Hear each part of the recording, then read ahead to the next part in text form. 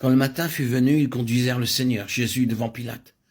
En réponse à la question posée par le gouverneur, « Es-tu, toi, le roi des Juifs ?» Le Seigneur Jésus lui répondit, « Dis-tu ceci de toi-même ou d'autres te l'ont dit de moi ?» Et Pilate répliqua, « Je suis juif, moi.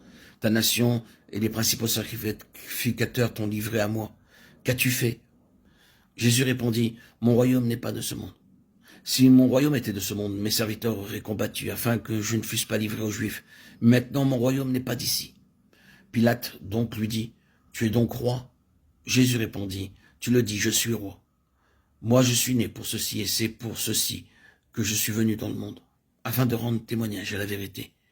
Quiconque est de la vérité écoute ma voix. » Pilate lui dit, « Qu'est-ce que la vérité ?» Mais sans attendre la réponse, il sortit vers les Juifs et leur dit, « Moi, je ne trouve aucun crime en lui. » Ce fut le témoignage que le Seigneur Jésus donna devant Pilate. De nos jours, beaucoup pensent que la question d'être le roi des Juifs était une affaire politique. Mais la Bible nous enseigne que lorsque Pilate demanda au Seigneur Jésus, « Es-tu toi le roi des Juifs ?» Jésus dévoila la véritable signification de cette question, en demandant si cela était de Pilate lui-même ou bien si c'était quelque chose qu'il avait entendu. Cette information était d'une grande importance, car le Seigneur Jésus témoignait ouvertement et sans rien cacher qu'il était le roi. Néanmoins, ce qu'il avait témoigné et ce pourquoi il avait été accusé étaient deux choses totalement différentes. Le roi était étroitement uni à son royaume et en conséquence il déclara « Mon royaume n'est pas de ce monde ». Puisque son royaume n'est pas de ce monde, il n'est pas nécessaire que ses serviteurs combattent pour lui. S'il avait été de ce monde, ils auraient combattu. Mais son royaume est de Dieu et d'en haut. En conséquence, il n'est pas nécessaire de lutter avec la chair et avec le sang. Bien qu'il soit le roi des Juifs, et né pour être roi, son royaume n'a rien à voir avec la politique de ce monde. Parmi les enfants de Dieu, quelques-uns ne connaissent le monde que comme une entité matérielle. Pour eux, ne pas être du monde signifie qu'il faut être un peu plus prudent à l'égard des choses matérielles. Nous ne suggérons pas que nous devons être laxistes concernant l'aspect matériel. Néanmoins, la grande question à l'égard de notre relation avec le monde est une question liée à la source. Sommes-nous du monde ou ne sommes-nous pas du monde? En d'autres termes, nous ne devons pas du tout appartenir à ce monde. Il y a beaucoup de choses dans la vie des enfants de Dieu qui semblent être spirituelles, mais souvent, si ces choses étaient examinées à leur source, elles s'avéreraient procéder du monde.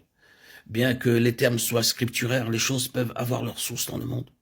Par exemple, nous sommes d'accord pour dire que l'humilité est une vertu et assurément, elle est une façon de se conduire recommandée par les Écritures.